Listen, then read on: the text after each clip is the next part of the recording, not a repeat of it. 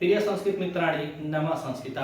आज के संस्कृत स्टडी में आप सभी भाई बहनों का हार्दिक स्वागत करते हुए आज हम लोग महाकवि श्री भवभूति विरचितम नाटक उत्तर रामचरितम और उत्तर रामचरितम के तृतीय अंक में आज हम लोग 8वें श्लोक का वाचन करेंगे। इसके पहले हम लोगों ने वाचन किया श्लोक नंबर 7 का, जिसमें तमसा ने कहा था माता सीता से कि हे आर्य चाहे हे पुत्री, बताया कि हे वत्स्य माने हे पुत्री, क्या तुम इस प्रकार के अस्पष्ट शब्दों को सुन करके ऐसे आश्चर्यचकित होकर उत्कंठित हो रही हो जैसे बादलों को देखकर मोर होता है। फिर सीता जी उनसे कहती हैं कि मुझे को ऐसा लगा ऐसे अस्पष्ट शब्दों को सुन करके कि जैसे आर्यपुत्र अर्थात भगवान राम जी बोल रहे हैं। फिर तमसा कहती है कि हमने सुना है। देखिए सब कहानी जो है ना, जितना सब है यह समझिए इस उत्तर रामचरितम में गढ़ने बढ़ाने वाली बस यही तमसा है। तो तमसा सब जान रही है, लेकिन फिर भी वह उसको कह नहीं रहे, बस भुलवा रही है, इधर उधर उनको घुमा रही है। तो तमसा कह रही है कि हमने सुना है कि शूद्र जो था उसको क्या करने के लिए, दंड देने के लिए, जो वन में तपस्वी शूद्र था उसको दंड देने के लिए वह दंड कारण में आए हुए हैं। तो फिर माता सीता जी ने कहा कि शंभुक का जो वध कर दिए थे यह, तो उसके लिए वह बताए कि शंभुक वध में यह दंड कारण में भगवान राम आए हुए हैं।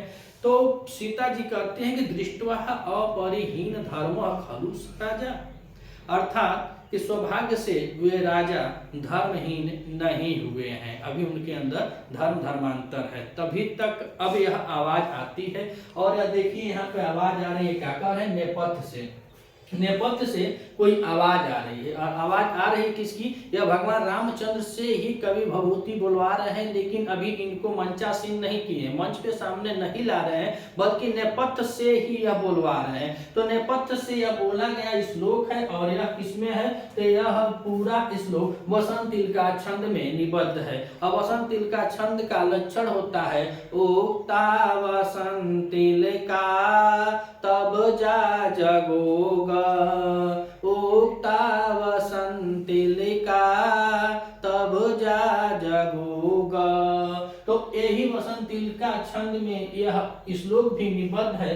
तो कह रहे हैं क्या, यत्र दूरमा अपि मृगा अपि बंधो में यानी प्रिया सहचरः चिरम् अध्यावत्सम् एतानि तानि बहुकंदर निर्झराणि गोदावरी परिसरस्य गिरेष्टतानि।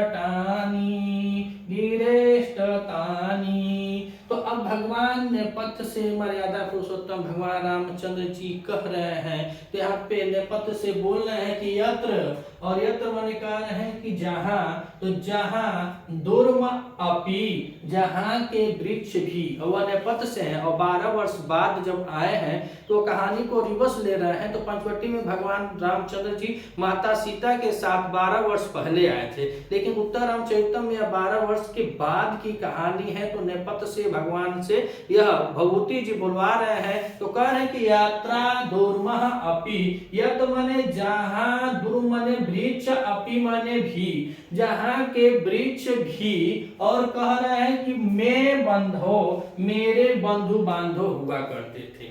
देख रहे हैं और देख करके बोल रहे हैं कि अरे यह तो वही वृक्ष है। तो बता रहे हैं पंचवटी में अभिनय नेपथ्य से स्वर आ रहा है। तो कह रहे हैं भगवान रामचंद्र जी कि यत्र दूर्मः अपि, जहां वृक्ष भी मेरी और में बंधो, मेरे बांधो थे, यानी कि सगे संबंधी थे। और क्या कर रहे हैं, तो कह रहे मृगा अपि, और मृगा माने जहाँ के जंतु होंगे, हिरण होंगे, तो जहाँ के हिरण है, पशु पंछी हैं, तो पशुओं से भी यहाँ पे लिया जाता है। मृग का मतलब पशु भी होता है और हिरण भी होता है, पशु और हिरण को भी कहा जाता है।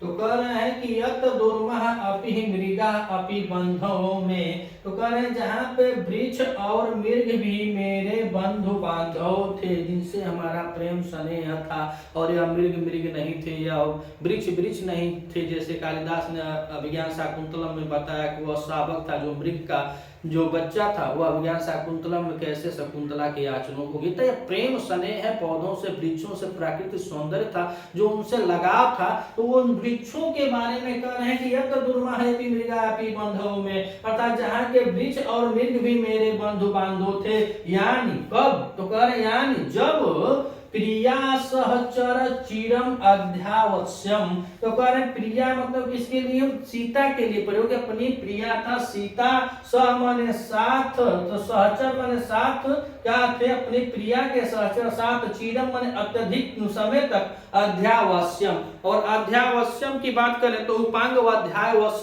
से इस सूत्र में क्या हुआ है कि अधिक के साथ वसु धातु लगा हुआ है। क्या लगा हुआ है, अधिक के साथ वसु धातु लगा हुआ है, और अधिक उपसर्ग पूर्व वसु धातु में, माफ कीजिएगा, अधिक उपसर्ग पूर्व अवश्य धातु में संज्ञा हो गया, तो इसमें कर्मणि से क्या हो गया, कर्म संज्ञा हो गया, कर्म संज्ञा हो गया तो उसमें क्या हो गया, द्वितीय हो गया है, उपांग मध्यांश वस सूत्र से, तो हो गया है कि यहाँ पे अध्यावश्यम द्वितीय हो गया है। तो कह रहे कि जहां ध्रुव माता वृक्ष भी और मृग भी मेरे बंधु बांधव हुआ करते थे, यानी और कब हुआ करते थे, तो प्रिया सहचर चिरम अध्यावश्यम, और अध्यावश्यम मतलब होता है निवास करना, वहां पे जब निवास करते थे, वहां पे जब रहते थे, और कब तक रहे, तो अपनी प्रिया के साथ अर्थात माता सीता के साथ, सीता जी के साथ चिरम अत्यधिक दिन तक, बहुत ज्यादा समय तक लोग पंचवटी में रहे। तो भगवान राम को यह सब याद आ रहा है, पंचवटी में हम बहुत ज्यादा समय तक रहे थे। और कह रहे एतानी तानी बहु कंदर निर्जराणी, एतानी तानी, एतानी तानी मैंने कह रहे कि यह वही बहुकंदर मन बहुत सी कंदराएं हैं, और झरने, या वही बहुत कंदराएं और झरने जो हैं, एतानी तानी बहुकंदर निर्झराणी, यह वही बहुत से यानी अनेक प्रकार के जो पर्वत हैं, पहाड़ हैं, और जो झरनों से युक्त है, गोदावरी परिसरस्य गिरेष्टानी, यह गोदावरी का ही किनारा, या कह रहे हैं कि यह गोदावरी के समीपस्थ जो पर्वत हैं, यह एतानी तानी उस समय भी थे और इस समय भी है। 12 वर्ष की बात है, तो 12 वर्ष में लोग बदल गए, समय बदल गया, ना वृक्ष बदला, ना पहाड़ बदला। तो उसी को कह रहे एतानी तानी बहुकंदर निर्झराणी, यह वही सब का पर्वत हैं और निर्झर कंदलाएं हैं और झरने हैं, यह सब वही झरने हैं जो कहाँ होती थी, तो गोदावरी परिसरस्य गिरेष्टानी, जो गोदावरी के समीपस्थ हुआ करती थी, या गोदावरी के समीपस्थ पर्वत के स्थान हैं।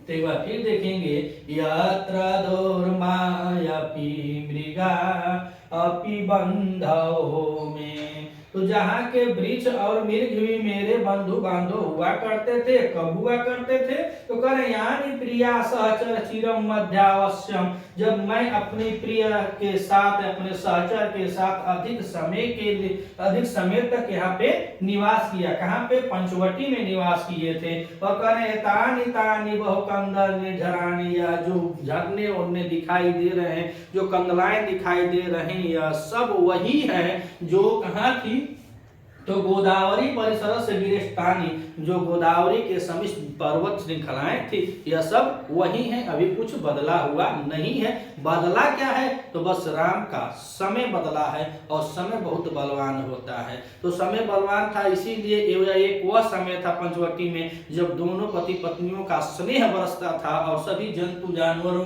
जंतु पर, मृगों पर, वृक्षों पर। इसमें आप लोगों ने सुना कि करभक्त था, जो हाथी का बच्चा था, उसको माता सीता जी ने पाला पोसा था, वो स्नेह था। लेकिन आज वह स्थान को देखकर अकेले भगवान रामचंद्र जी सोच रहे हैं, और नेपथ्य से यह बात भभूति जी कहलवा रहे हैं। अगर वीडियो अच्छी लगी तो वीडियो को लाइक कीजिएगा, अगर चैनल पर नए हैं तो चैनल को भी सब्सक्राइब कीजिएगा। मिलते हैं अगले वीडियो में, तब तक के लिए नमः संस्कृता।